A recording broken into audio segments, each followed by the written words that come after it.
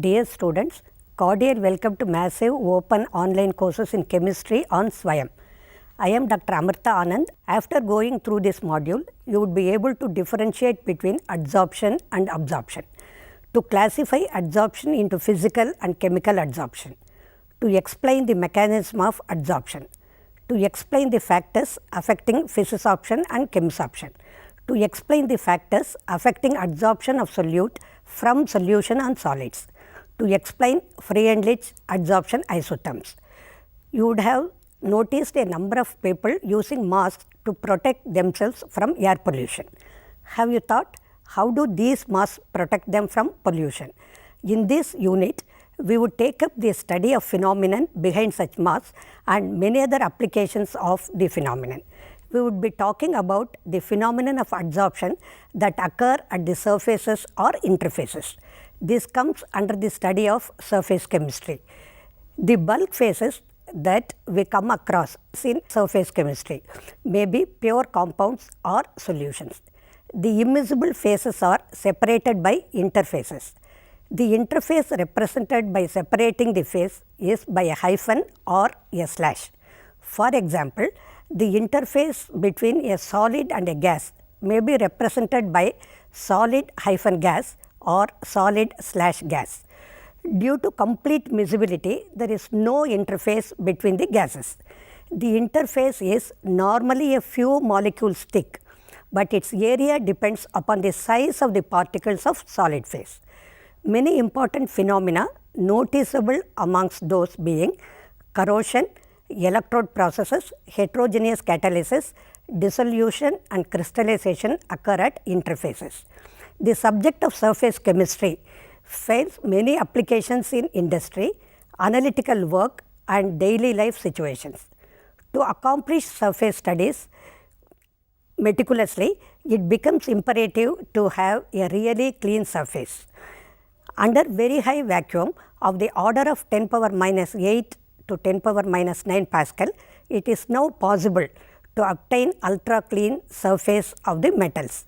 Solid materials with such clean surface need to be stored in vacuum, otherwise there will be covered by molecules of these major components of air, namely dioxygen and dinitrogen. In this module, you will be studying about an important area of surface chemistry, that is adsorption and its applications. Adsorption is essentially a surface phenomena. There are several examples which reveal that the surface of a solid has the tendency to attract and retain the molecules with which it comes into contact. These molecules remain only at the surface and do not go deeper into the bulk. The accumulation of molecular species at the surface rather than in the bulk of a solid or liquid is termed adsorption. The molecular species or substance which concentrate or accumulates at the surface is termed adsorbate, and the material on the surface of which the adsorption takes place is called adsorbent.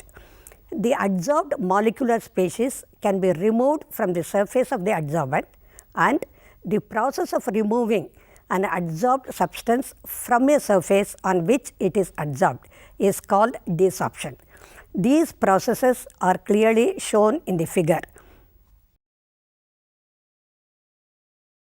Solids, particularly in finely divided state, have large surface area and therefore charcoal, silica gel, alumina gel, clay, colloids, metals in finely divided state, etc. act as good adsorbents.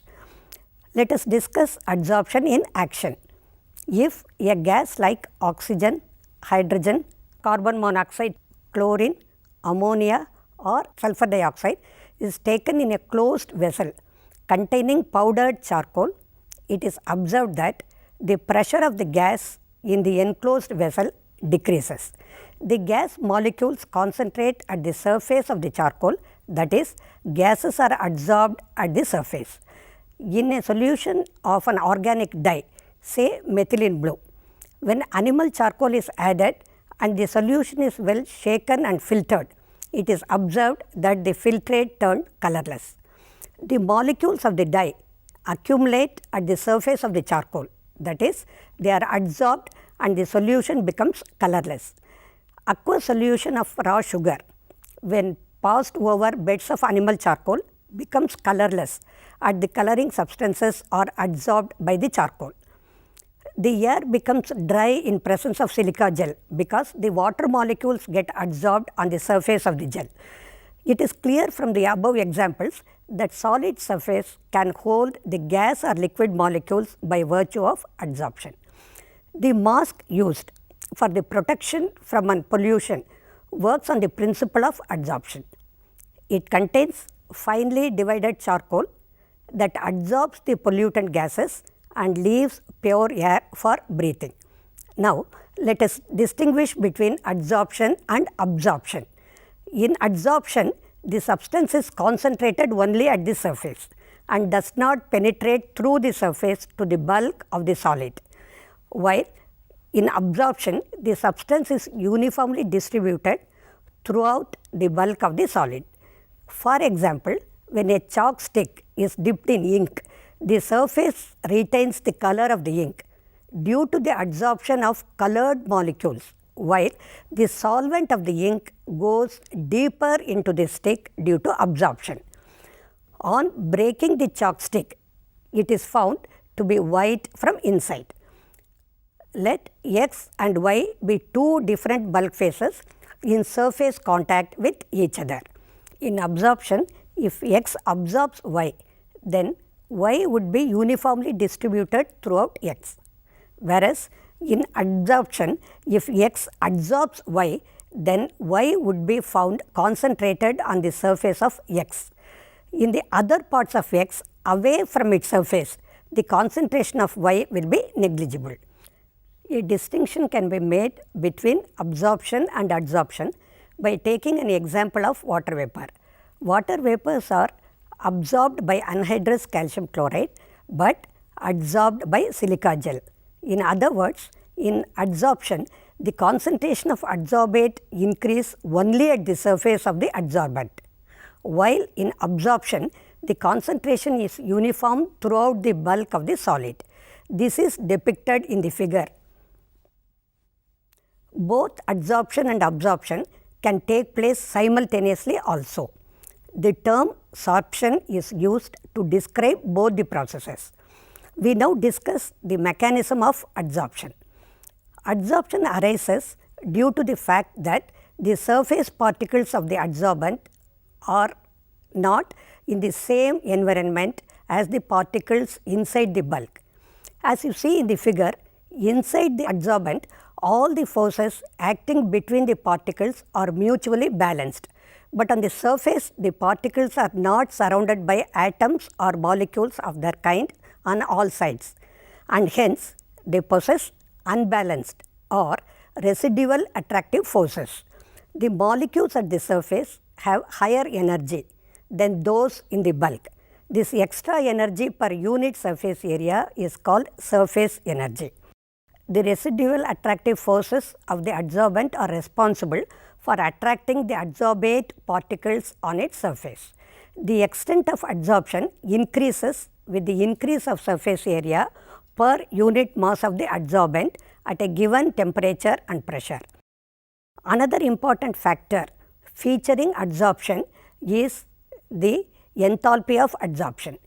During adsorption, there is always a decrease in residual forces of the surface.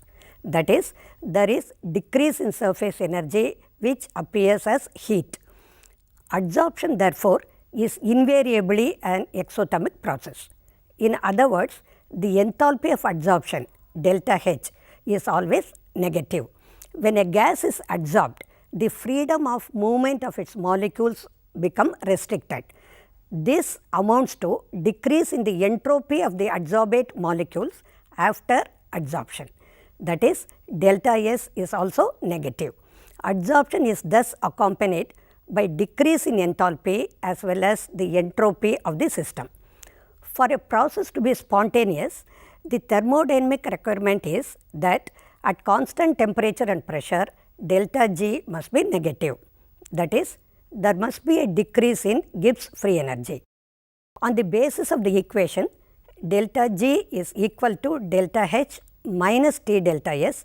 Delta G can be negative if delta H has sufficiently high negative value, as minus T delta S is positive. Thus, in an absorption process which is spontaneous, a combination of these two factors make delta J negative. As the adsorption proceeds, delta H becomes less and less negative. Ultimately, delta H becomes equal to T delta S, and therefore, delta G becomes 0. At this state, we say equilibrium is attained. There are two types of adsorption, physisorption and chemisorption. If accumulation of gas on the surface of a solid occurs due to weak van der Waals forces, the adsorption is termed as physical adsorption or physisorption. When the gas molecules or atoms are held to the solid surface by chemical bonds, then the adsorption is known as chemical adsorption or chemisorption. The chemical bonds may be covalent or ionic in nature. Chemisorption involves a high energy of activation, and therefore, it is often referred to as activated adsorption. Sometimes these two processes occur simultaneously, and it is not easy to ascertain the type of adsorption. A physical adsorption at low temperature may pass into the chemisorption as the temperature is increased. For example, dihydrogen is first adsorbed on nickel by van der Waals forces. Molecules of hydrogen then dissociate to form hydrogen atoms, which are held on the surface by chemisorption. We will now see some of the important characteristics of both types of adsorption. First, let us see the characteristics of physisorption. Number 1. Lack of specificity. A given surface of an adsorbent does not show any preference for a particular gas, as the van der Waals forces are universal. Number 2. Nature of adsorbate. The amount of gas adsorbed by a solid depends on the nature of the gas. In general, easily liquefiable gases have high critical temperatures and are readily adsorbed on a solid. This is because van der Waals forces are stronger near critical temperatures. For example, sulfur dioxide has a critical temperature of 630 Kelvin and methane has 190 Kelvin. Dihydrogen has 33 Kelvin. Thus, the amount of sulfur dioxide adsorbed by 1 gram of the activated charcoal is more than that of methane, which in turn is more than that of dihydrogen. Number 3. Reversible nature. Physisorption of a gas on a solid is generally reversible. More of the gas gets adsorbed when the pressure increased because the volume of the gas decreases. So, the adsorbed gas can be removed by decreasing the pressure. This is according to Le Chatelier's principle. Similarly, we can describe the effect of temperature. Since the adsorption process is exothermic, the physical adsorption occurs readily at low temperature and decreases with increasing temperature. According to Le Chatelier's principle, one of the variables if pressure, concentration or temperature that describes a system at equilibrium changes, then the system will shift in such a way that the change is nullified or minimized. Number 4. Surface area of adsorbent. The extent of adsorption increases with the increase of surface area of the adsorbent. Thus, finely divided metals and porous substances having large surface area are good adsorbents. Number 5. Enthalpy of adsorption.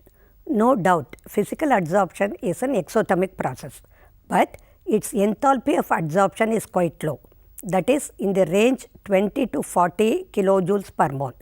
This is because the attraction between gas molecules and solid surface is only due to weak van der Waals forces. Characteristics of chemisorption. Number 1. High specificity. Chemisorption is highly specific and it will only occur if there is some possibility of chemical bonding between adsorbent and adsorbate. For example, oxygen is adsorbed on metals by virtue of oxide formation and hydrogen is adsorbed by transition metals due to hydride formation. Number 3. Irreversibility. As chemisorption involves compound formation, it is usually irreversible in nature. Chemisorption is also an exothermic process, but the process is very slow at low temperature on account of high energy of activation. Like most chemical changes, chemisorption often increases with rise of temperature. Physisorption of a gas adsorbed at low temperature may change into chemisorption at a higher temperature. Usually, high pressure is also favorable for chemisorption. Number 3. Surface area. Like physical adsorption, chemisorption also increases with increase of surface area of the adsorbent. Number 4. Enthalpy of adsorption. Enthalpy of chemisorption is high, that is in the range of 80 to 240 kilojoules per mole, as it involves chemical bond formation. Number 5. State of adsorbent. Since a chemical reaction is involved, the state of adsorbate may be different in the bulk and on the surface of the adsorbent. Now, let us compare physisorption and chemisorption. Number 1. Physisorption arises because of van der Waals forces, whereas chemisorption is caused by chemical bond formation. Number 2. Physisorption is not specific in nature, while chemisorption is highly specific in nature. Number 3. Physisorption is reversible in nature, whereas chemisorption is irreversible in nature. Number 4. Physisorption depends upon the nature of gas. More liquefiable gases are adsorbed readily, whereas chemisorption, though depending upon the nature of the gas, gases which can react with the adsorbent show chemisorption. Number 5. For physisorption, enthalpy of adsorption is quite low, that is in the range of 20 to 40 kilojoules per mole. For chemisorption, enthalpy of adsorption is quite high, that is in the range of 80 to 240 kilojoules per mole. Number 6. Low temperature is favorable for physisorption. It decreases with increase of temperature. High temperature is favorable for chemisorption. It increases with the increase of temperature. Number 7. For physisorption, no appreciable activation energy is needed, but for chemisorption, high activation energy is sometimes needed. Number 8. Physisorption depends upon the surface area. It increases with an increase of surface area. Chemisorption also depends upon the surface area and it too increases with an increase of surface area. Number 9. Physisorption results into multi-molecular layers on adsorbent surface under high pressure, whereas chemisorption results into unimolecular layer. As mentioned above, the adsorption of a gas on a solid surface depends upon the pressure of the gas. The variation in the amount of the gas adsorbed by the adsorbent with pressure at a constant temperature can be expressed by means of a curve which is termed as adsorption isotherm. Freundlich gave an empirical relationship between the quantity of gas adsorbed by unit mass of solid adsorbent and pressure at a particular temperature. The relationship can be expressed by the equation x upon m is equal to k into p raised to the power 1 upon n and n is greater than 1, where x is the mass of the gas adsorbed on mass m of the adsorbent at pressure p. K and n are constants which depend upon the nature of the adsorbent and the gas at a particular temperature. The relationship is generally represented in the form of a curve. In this, the mass of the gas adsorbed per gram of the adsorbent is plotted against pressure. As you see in the figure, at a fixed pressure, there is a decrease in physical adsorption with increase in temperature. These curves always seem to approach saturation at high pressure. Taking the logarithm of equation 1, we get log x upon m is equal to log k plus 1 upon n log p. The validity of Freundlich isotherm can be verified by plotting log x upon m on y axis and log p on x axis. As you can see from the figure, if it comes to be a straight line, the Freundlich isotherm is valid, otherwise it is not. The slope of the straight line gives the value of 1 upon n, and the intercept on the y axis gives the value of log k. Freundlich isotherm explains the behavior of adsorption in an approximate manner. The factor 1 upon n can have values between 0 and 1, and the probable range is 0.1 to 0.5. Thus, equation 2 holds good over a limited range of pressure. When 1 upon n equal to 0, x upon n will become a constant. The adsorption is independent of pressure, but when 1 upon n is equal to 1, x upon m is equal to k into p. That is, the adsorption x upon m varies directly with pressure. Both the conditions are supported by experimental results. The experimental isotherms always seem to approach saturation at high pressure. This cannot be explained by Freundlich isotherm. Thus, it fails at high pressure. Let us now discuss adsorption from solution phase. Solids can adsorb solutes from solutions also. When a solution of acetic acid in water is shaken with charcoal, a part of the acid is adsorbed by the charcoal and the concentration of the acid decreases in the solution. Similarly, the litmus solution, if shaken with charcoal, becomes colorless. The precipitate of magnesium hydroxide attains blue color when precipitated in presence of magnesium reagent. The color is due to the adsorption of magnesium. In the case of adsorption from solution phase, we observe the following. Number 1, the extent of adsorption decreases with increase in temperature. Number 2, the extent of adsorption increases with increase of surface area of the adsorbent. Number 3, the extent of adsorption depends upon the concentration of the solute in solution. Number 4, the extent of adsorption depends upon the solution of adsorbent and the adsorbate. The precise mechanism is not known. Freundlich's equation approximately describes the behavior of adsorption from solutions with a difference that instead of pressure, concentration of the solution is taken into account. That is, x upon m is equal to k into c raised to the power 1 upon n, where c is the equilibrium concentration. That is when the adsorption is complete. On taking the logarithm of equation 3, we have log x upon m is equal to log k plus 1 upon n log c. By plotting log x upon m against log c, a straight line is obtained, which shows the validity of Freundlich isotherm.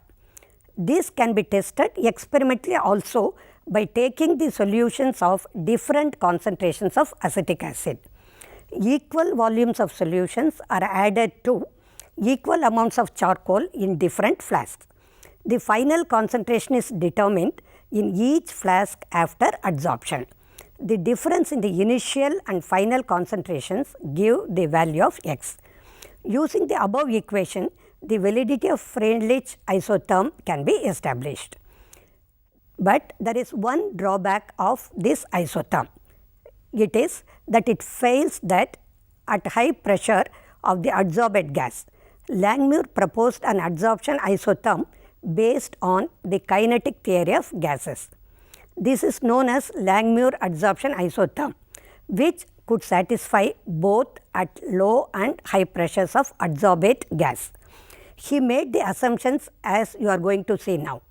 Number 1, the adsorbate gas behaves like an ideal gas. Number 2, the adsorption process consists of both adsorption and desorption. Adsorption is the condensation of adsorbate gas on the adsorbent, and desorption is the evaporation of adsorbate gas from the adsorption. An equilibrium is reached between adsorption and desorption at a constant pressure of adsorbate gas. Number 3, an adsorbate gas molecule is independent to get attached to any adsorption site available to the adsorbent surface. This means the adsorption site on the adsorbent surface is equivalent. Number 4, the rate of adsorption depends upon the freely available adsorption site on the adsorbent surface. Initially, the rate will be very high since more free site will be available. The rate will decrease when more and more adsorption site get occupied, the adsorbate. However, for desorption, the rate will depend upon the occupied site. Hence, the desorption rate will be less initially and will gradually increase as more and more adsorption site on the adsorbent surface gets occupied. Number 5, each adsorption site on the adsorbent surface is occupied by one adsorbate gas molecule. A unimolecular, that is monomolecular layer will be formed once the entire adsorption site on the adsorbent surface is occupied by the adsorbate gas molecules, and no more adsorption will occur. Number 6, the rate of adsorption depends upon the pressure of the adsorbate gas. According to kinetic theory of gases, higher the pressure, higher will be the number of adsorbate gas molecules striking the adsorption site on adsorbent surface. Number 7, Langmuir adsorption isotherm is also applicable for chemisorption. Now, let us discuss the applications of adsorption. The phenomenon of adsorption finds a number of applications. We shall now discuss the important ones. Number 1, production of high vacuum. The remaining traces of air can be adsorbed by charcoal from a vessel evacuated by a vacuum pump to give a very high vacuum. Number 2, gas mask. Gas mask is a device which consists of activated charcoal or mixture of adsorbents.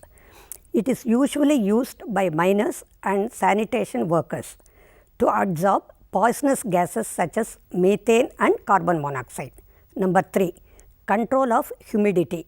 Silica and aluminum gels are used as adsorbents for removing moisture and controlling the humidity. Number 4, removal of coloring matter from solutions. Animal charcoal removes color of solutions by adsorbing colored impurities.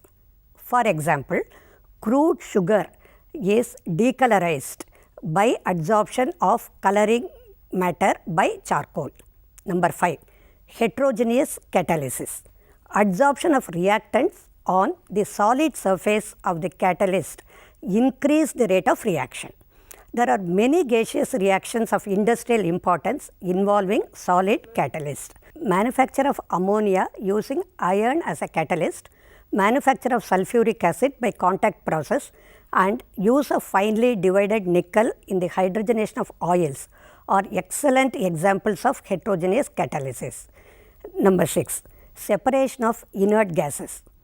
Due to the difference in degree of adsorption of gases by charcoal, a mixture of noble gases can be separated by adsorption on coconut charcoal at different temperatures. Number 7, in curing diseases, a number of drugs are used to kill germs by getting adsorbed on them. Number 8, froth flotation process.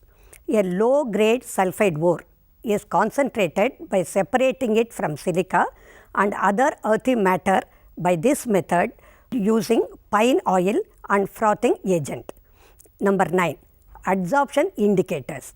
Surfaces of certain precipitates such as silver halides have the property of adsorbing some dyes like eosin and fluorescein, thereby producing a characteristic color at the end point. Number 10, chromatographic analysis. Chromatographic analysis is based on the phenomenon of adsorption, which finds a number of applications in analytical and industrial fields such as separation and purification of mixture of substances. Number 11. Ion exchange resins. These resins work on adsorption principle and are used for softening of hot water. I now sum up the entire module point-wise for your benefit. Adsorption is the phenomenon of attracting and retaining the molecules of the substance on the surface of a solid, resulting into a higher concentration on the surface than in the bulk. The substance adsorbed is known as adsorbate, and the substance on which adsorption takes place is called adsorbent. In physisorption, substrate is held to the adsorbent by weak van der Waals forces, and in chemisorption, adsorbate is held to the adsorbent by strong chemical bond. Almost all solids adsorb gases. The extent of adsorption of a gas on the solid depends upon the nature of the gas, nature of the solid, surface area of the solid, pressure of the gas and the temperature of the gas. Relationship between the extent of absorption x upon m and pressure of the gas at constant temperature is known as adsorption isotherm. There are two types of isotherms, Freundlich and Langmuir. Thank you.